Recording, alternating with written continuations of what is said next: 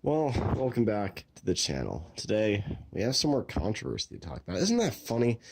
A lot of controversy going on with video games. So let's jump right into it head first.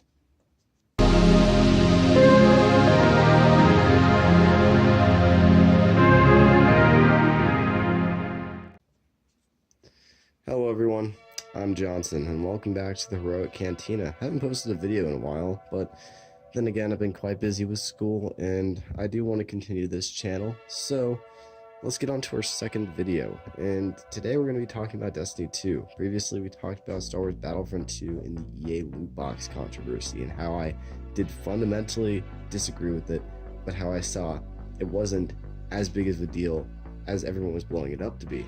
However, I think this is much bigger of a deal than the EA loot box could really ever be. And this time it's about Destiny 2. As you all know, you probably heard about the Curse of Osiris controversy with how certain things were locked behind what seemingly was a paywall, that the Curse of Osiris DLC locked out some premium raid features and even some gear that was previously accessible. So it was a pretty shady transaction.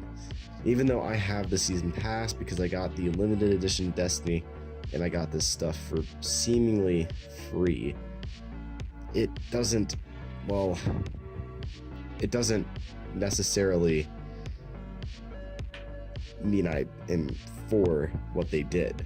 I'm definitely not. In fact, I was really mad when I heard about it, especially since Curse of Osiris was so short. I remember when I was playing Destiny 1 and I was playing the House of Wolves DLC. It was the first DLC for Destiny, and I remember playing it and I was like, what in the world? This is, I mean, it's okay, but it wasn't great. It wasn't like The Taken King. It wasn't like Iron Banner, you know? It wasn't any of the bigger DLCs that ended up coming out later on in the game's lifetime. So it just like we're thrown back to that, you know, we're thrown back to this cheap, not really well developed DLC that brought a lot of cool things that I in fact liked, like the whole time manipulation thing. They could have done some really cool stuff, but they just didn't. They just added some goblins that looked different and recycled a Gatelord boss that they already recycled in the campaign from Destiny 1. Great. So, like, I remember I was thinking to myself, I'm like, well, if they can manipulate time, if they're doing simulations, why not have a simulation where you're fighting, like, other human opponents or other guardians, or, like, older guardians that died or that got consumed by the Vex? You know, they could have done some really cool things with the Infinite Forest, or even visiting planets when they were rich and lively, like we did with Mercury. Imagine doing that with Earth and having the option to do that. This DLC could have been great. This DLC could have kicked a lot of ass, but it didn't. But I'm not here to discuss the Curse of Osiris DLC. In fact, I'm here to discuss the winter event for Destiny. Sadly, I wasn't there for the Destiny 1 winter event, but from what I've heard, you were able to race around your sparrows in a race, and it was really cool. It was also snowing in the Cosmodrome, and, you know, that was really interesting. So again, it's snowing at the tower, and everything seems great. Well, actually, it's definitely not great, because Bungie decided to put everything that you can earn basically behind a paywall. Yeah, you can earn some of this stuff for free by grinding your ass off, but other than that, you pretty much have to open up your wallet and say, here you go, Bungie, take my money so I can get my shaders that are gonna never be able to be used again, because shaders aren't fucking permanent like they used to be. No, they're just like little tile cards now. It's stupid. And this is just after the Star Wars Battlefront 2 controversy, which hit the news with its manipulative scam artist ways. But no, Bungie can do it, and they just get a pat on the back. No news coverage, no nothing. And in fact, I think this is such a really bad system. I think it's worse than Star Wars Battlefront 2's system, because at least you could relatively earn those items for free. Here, you really can't. You don't get the bright the bright engrams, even when you rank up, they're just regular bright engrams. They're not the holiday season bright engrams. And the amount of bright dust you're able to get from those engrams are just not enough to even buy a single engram from the store. It takes a lot.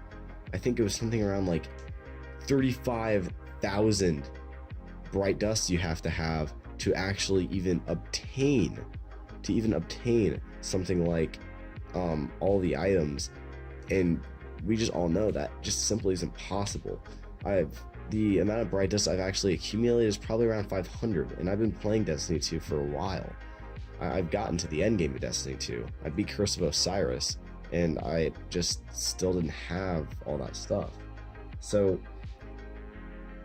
they added all this stuff into the Eververse. You can't get any of this stuff for free. You can't just play the game and get a cool set of armor, get a cool little skin for your gun, or even just get something like a skin,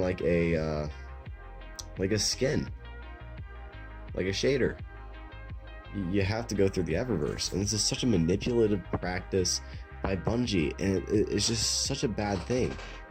It's like you'd figure after all the bad press of an endgame not being present, of them pretty much putting the raid and a few other things behind a paywall because of Curse of Osiris, and then them doing this, they're pretty much killing their community. And I liked Destiny 2 when it first came out. In fact, I thought it was better than Destiny 1. But then you get to the end game and you just realize it's really not existent. And it's sad to see that. It's sad to look back at Destiny 1 and say, that was actually a pretty good game with endgame. And then you look back at Destiny 2 and you say it was fun until you got to level 20, and then the endgame sucked. And then Curse of Osiris came out and they put things behind a paywall, and just Bungie's manipulative voice started to seep through. And this is coming from a company that I personally loved for many years because they developed the Halo games that I happen to really enjoy. Even the ones made by 343, but the Bungie ones are where it's really at.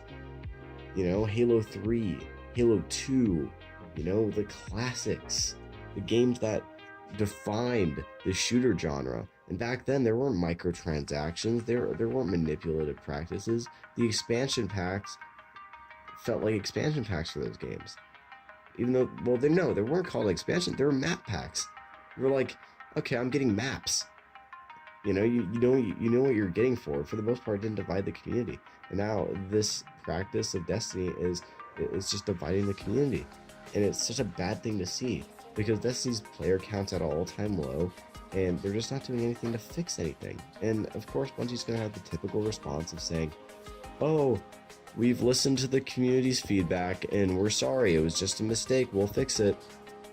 But at this point, they know what they're doing, because Activision and Bungie are becoming more manipulative than EA. And what's worse than this is they're not being stopped.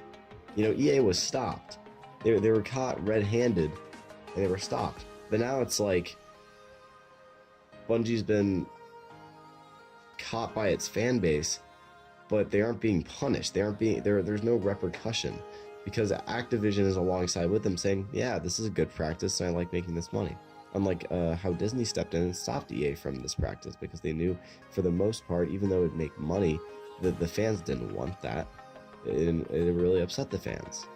So yeah, I'm relatively pissed off on how Bungie has treated Destiny 2 and how they're going forward as a company. I really thought the golden era of Bungie was returning, you know? They're coming back. But sadly, it just isn't that, because I don't think any of the really old school Bungie employees are really left, you know? And I don't think we're ever going to get another Halo or another Marathon or another original Destiny. That was a good game when you look back at it. So yeah, Bungie has pretty much lost all my respect. I can't say anything good about them anymore. And it's sad to say that, because I was a fan of Bungie for so long. So as a longtime Bungie fan, this sucks. So yeah, let me know what you guys think of this whole controversy with the loot boxes, with Destiny 2 and how they're treating it. Do you still like Destiny 2? Do you not like Destiny 2? Let me know in the comment section below. As always, I am Johnson with the Heroic Cantina, and I will see you in the next video.